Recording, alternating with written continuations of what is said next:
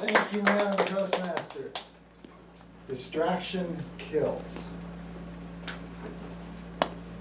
That is the topic of this speech. It's a very ingenious topic. Particularly after I've listened to Tom's speech, you're going to see a lot of elements in my speech based on Heisenberg's uncertainty principle. Wham! Bang! Relief. Oh, thank God I'm okay. 5 weeks ago, today, 6:45 in the morning, I'm driving my wife's Prius to a morning meeting that I go to at 7 o'clock, just down Little Old Carmel, Junipero, and that's what happened. I have no idea where this wham and bang came from, except it was the loudest noise I've ever heard.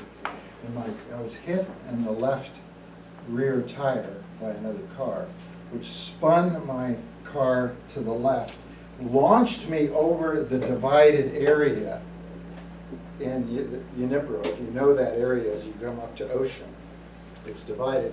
And there's a little decorative slat rail fence. Thank goodness it was a decorative slat rail fence, because I went smashing through that. And all the rails went flying everywhere. And then the next thing I knew, I was crashing down on the other side of Junipero, going in the wrong direction. If you picture Junipero where the hotels are and the places where the special parking slots are for the tour buses, there were no tour buses there. There was no car coming the other direction. There was nobody out walking his or her dog, or a dog walking his or her human. An ingenious line that came from your speech. And I apparently was uninjured. I was wearing my seatbelt, of course, and I kind of fell around and looked around, and I was okay. I looked further. What had happened?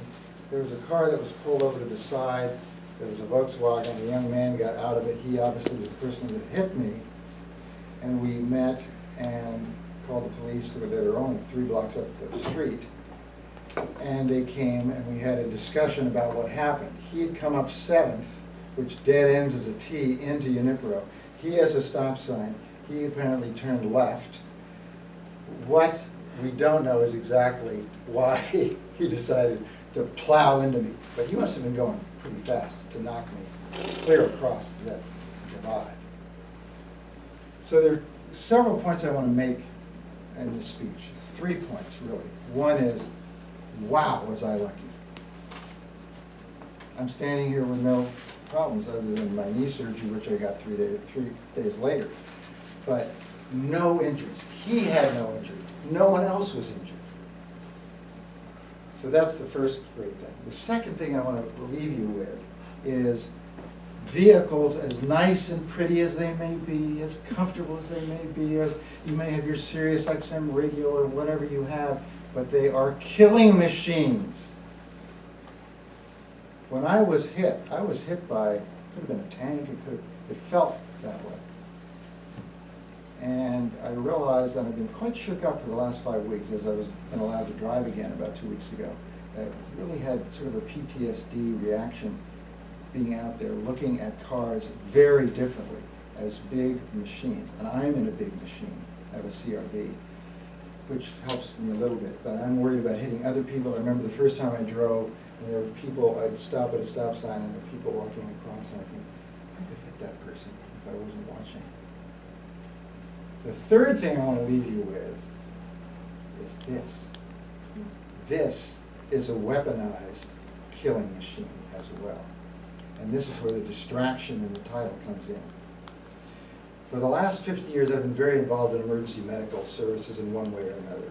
And when we started out studying the system, there were a lot of changes that needed to be made medically. But there were a lot of things that needed to be done to prevent accidents. Get drunk drivers off the road, seat belts, better car building and better protection if you were in an accident, all of those things, better roadside protection, better lighting, all kinds of things to prevent accidents. And the numbers, gratefully, kept coming down from 65,000 40 years ago, traffic deaths, to 20,000. And then what happened 2 years ago? It went back up dramatically. And what happened 2 years ago? That's when we started weaponizing this thing, and I'm driving my car, but I'm really trying to get a hold of Kyle and figure out where I'm going to meet her, or I don't know if she'll answer, so maybe I'll send her a text, and wham! So we are killing people on the road by using this. And I want you all to remember that. Now that's not to say we can't be distracted by getting so involved in the news or so involved in the audiobook we're listening to that we're in a daze and not really paying attention. Let's not do that either. I do it all the time. I do that kind of thing all the time. I'm as guilty as anybody, although I've never texted from my driver's seat. But I've been tempted to, because I'm an important person and I have important things to do. And somebody called me, and I should get, yeah, well, yes, right? This is a PG-related club.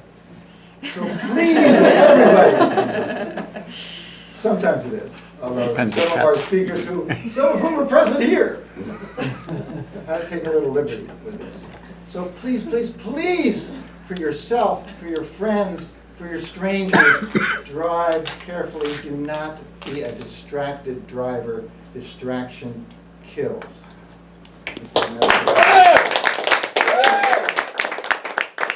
Disingenuous, and he's exemplary in most of his comments and speeches. And I couldn't find, I'm usually drawn to humor, and I'm sure that there was no humor in this speech. But I did like the very opening when he said wham, and he scared, or he got my attention. And I like the part when I'm one of the worst, I'm one of the people that he talks about when he's talking about distraction. I think that it's a good, you should ring the bell, whoever it is. Anyway, excellent optics and a good vocal variety and good instructions for all of us to be never distracted on the road. I appreciate it very much. That's all I really need to say. Thanks.